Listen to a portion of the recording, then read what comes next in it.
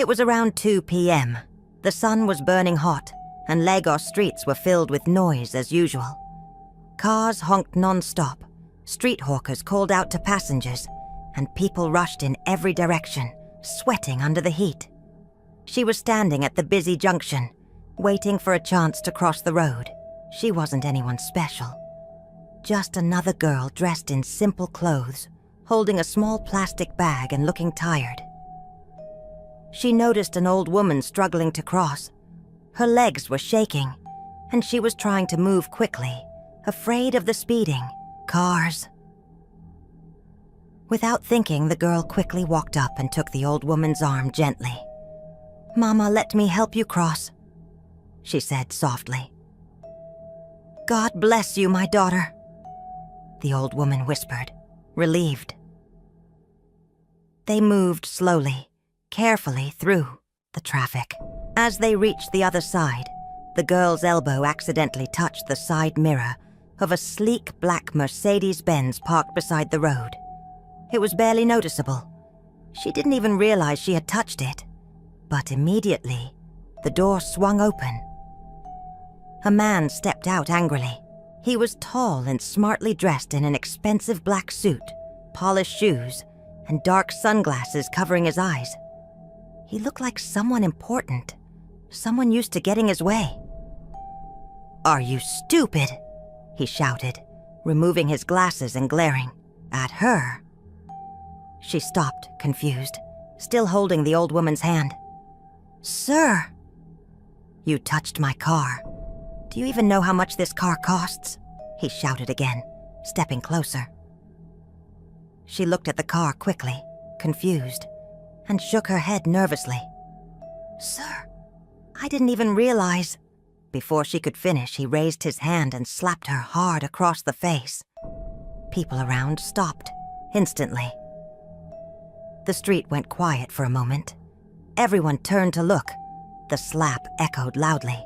Her cheek turned red instantly. The plastic bag she was holding fell from her hand, landing softly at her feet. She stood frozen, her eyes wide open, completely shocked. She couldn't believe what had just happened. "Look at you," the man continued, pointing at her angrily. "People like you always touching things you can't afford. Do you have any idea who I am?" She wanted to speak, to defend herself, to explain, but no words came. She just stood there silently, her cheek burning, tears forming in her eyes. A few people shook their heads silently, looking away. Some brought out their phones, recording quietly, but nobody stepped forward. Nobody defended her. The old woman squeezed her hand gently, whispering, "My daughter, leave him. God is watching." Slowly, the girl bent down and picked up her plastics bag from the ground. She took a deep breath, her voice barely audible. "Mama, let's just go." She didn't cry. She didn't shout back. She didn't fight. She just turned around slowly, head lowered, feeling humiliated and ashamed. The crowd watched quietly as she walked away with dignity, the old woman holding tightly onto her arm. The man in the suit hissed loudly, cleaned the mirror of his car with a white handkerchief, and entered his car again. He slammed the door shut and drove off as if nothing had happened. But what he didn't know was this: the girl he had humiliated in front of everyone was no ordinary girl. In fact, she was someone whose name and face he would soon know very, very well. She was the daughter of one of the wealthiest men in the country. She had just returned from abroad after many years away. After the slap, the girl quietly went home without saying a word. Her heart felt heavy, her face still burning with shame. She sat in her room, staring at the mirror, gently touching her cheek. It hurt, but not as much as her heart. Her name was Alera, and she had only returned to Nigeria 2 weeks ago after spending 7 years studying abroad in London. She wasn't a poor street girl. Far from it. Her father was Chief Benson Okoye, one of the richest businessman in Lagos, owner of several large companies, and respected everywhere he went. But Alera didn't come back home to show off wealth or status. She was tired of how people treated each other differently, based on money and appearance.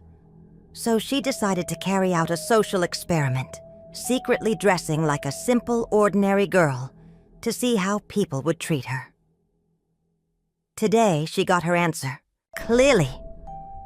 She remembered the man's angry face, his voice, his eyes looking at her with disgust. Tears filled her eyes again, but she quickly wiped them away. She had promised herself never to cry for anyone again. But fate was already planning something bigger than she could ever imagine. Across town, inside a tall glass-covered office building, the same man who slapped her entered his office. His name was Tunde. He was a successful young CEO, running his own thriving fashion company, Luxwear. People respected him, admired him, and even feared him. He had everything: money, power, fame. But inside, he felt empty. He was cold-hearted, arrogant, and proud. But he had convinced himself that was what success required. He didn't remember the faces he shouted at or the people he hurt. To him, they were just nobody. People who didn't matter. Sitting in his expensive leather chair, he forgot about the girl entirely. She was just another face in the crowd. Another nobody. His day continued as usual. Meetings, phone calls, and business decisions filled his time. And soon the incident faded from his memory completely. But unknown to both of them, their parents were busy making other plans. Plans that would soon turn their entire world upside down. 2 days later, Chief Benson Okoye called Alera into his private office at home. "My daughter," he said gently, "there is something important you must know." She sat quietly. "What is it, Dad? Since you were a child, we made an arrangement with another family." Her father continued calmly. "We decided you would marry the son of my old friend, Mr. Adesina. It was meant to strengthen our family businesses." Alera felt shocked. "Marry? Dad, you never told me this before." "I know," Chief Benson said gently. "I wanted you to finish your studies first, but the time has come. Both families have agreed to introduce you two at a private dinner tomorrow night." Alera didn't argue. She trusted her father. If he chose this man, there must be a good reason. Across town, at almost the same moment, Tunde's parents were telling him the same thing. "Tunde," his father said seriously, "it's time for you to settle down. We arranged your marriage when you were young. She's Chief Okoye's daughter, from one of the richest and most respected families in the country." Tunde frowned, annoyed. "Dad, you arranged this without asking me?" "Yes," his father replied firmly.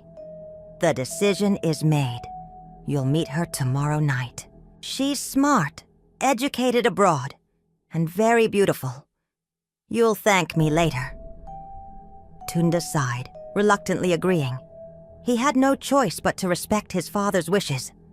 Neither Tunde nor Alera had any idea they had already met. Violently, shamefully, and without recognizing each other. And they didn't yet know an even deeper secret, that they were not just betrothed strangers, but childhood friends, the closest of friends who had once shared everything before life separated them. But that truth was about to come crashing down at the dinner table, changing both of their lives forever.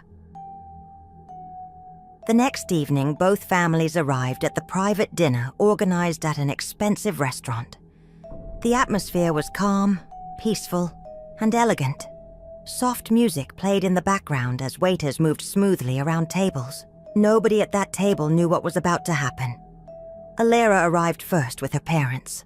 She wore a beautiful dress, carefully styled hair, and expensive jewelry. She looked exactly like the rich, educated daughter she was, not the simple girl who had been publicly humiliated just 2 days before. Minutes later, Tunde walked into the room with his parents.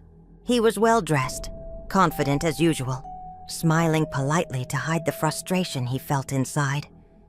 He didn't like the idea of marrying a woman he had never met. But he had no choice. His father insisted, and he had to obey. Both families exchanged greetings and handshakes. Everyone smiled politely, and the mood was cheerful. Then finally, the moment arrived. "Alera," Chief Benson said with pride. "This is Tunde Adesina, the young man we've told you so much about, your husband-to-be." Alera turned slowly, smiling gently as she faced him. But as soon as their eyes met, everything froze. Her smile vanished, her heart skipped, her body felt suddenly weak. Standing directly in front of her was the same man who had slapped her on the street. Her eyes widened in shock. Tunde stood completely still. His smile disappeared instantly. His eyes searched her face, realizing slowly why she looked so familiar. No, it couldn't be, he thought. Silence filled the room as everyone waited for them to speak. "Is everything all right?" Chief Benson asked slowly, sensing the sudden tension. "Yes," Tunde answered quickly, trying to control his voice. "We're just surprised." Alera didn't speak. Her mind was spinning. She felt angry, embarrassed, and deeply betrayed by fate itself. Their parents began to discuss wedding details, unaware of the storm building inside their children. "Excuse me," Alera said suddenly, her voice shaking slightly. "I need some fresh air." She quickly stepped outside to the balcony. Tunde followed immediately, feeling desperate to explain, but having no idea what to say. They stood outside quietly, the city lights shining beneath them. Alera finally turned to face him, her eyes cold. "Did you even recognize me that day?" Tunde felt ashamed. He tried to speak, but words failed him. She continued bitterly. "You slapped me in front of everyone, humiliated me. And now we're supposed to marry? Alera," he started, but she cut him off. "You didn't even know who I was." "But it shouldn't have mattered. You didn't have to know me to respect me." Her words hit him hard. He knew she was right, but the shame and guilt he felt couldn't be undone. "I'm sorry," he finally said quietly, lowering his eyes. "I can't change what happened." Alera stared at him for a long moment. "You're not the boy I used to know," she whispered painfully. Tunde looked up quickly, shocked. "What do you mean? The boy you used to know?" She paused, suddenly realizing her own slip. She sighed, looking away sadly. "Tunde, you really don't remember me, do you?" Years ago, Alera and Tunde were best friends in the village. They played together every day beneath the mango tree, sharing food, secrets, and laughter. But suddenly, Alera's father sent her abroad to study. On her last day, they held hands tightly under the tree, promising never to forget each other. Alera gave Tunde her favorite bracelet, as a memory. But over the years, distance grew, letters stopped, and memories faded. Life changed them both, turning childhood promises into distant memories. Now, reunited painfully, they realized the bond they once cherished had been tragically forgotten, until this shocking reunion. His heart began beating fast. Her voice suddenly sounded so familiar. "You're Alera from the village?" He whispered, his voice shaking. "Yes," she replied softly, tears filling her eyes. "The same Alera you slapped without even looking at her." Tunde stood frozen, guilt crashing down on him like a storm. His heart sank deep. He couldn't believe what he had done. The girl he had publicly humiliated, the woman he was meant to marry, was the same person who once meant everything to him. She was the only girl who had ever genuinely loved him, when he had nothing at all. But now he realized he might have lost her forever. After the shocking reunion, Alara felt heartbroken. She couldn't stop remembering Tunde's angry face, his slap, and harsh words. It hurt deeply that the same boy who once protected her had publicly humiliated her without a second thought. Tunde, overwhelmed by guilt, couldn't sleep or eat properly.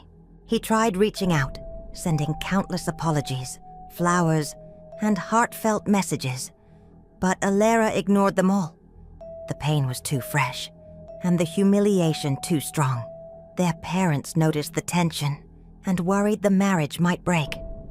Tunde's mother pleaded with Alara to forgive, but Alara quietly replied, "I don't recognize the boy I once loved."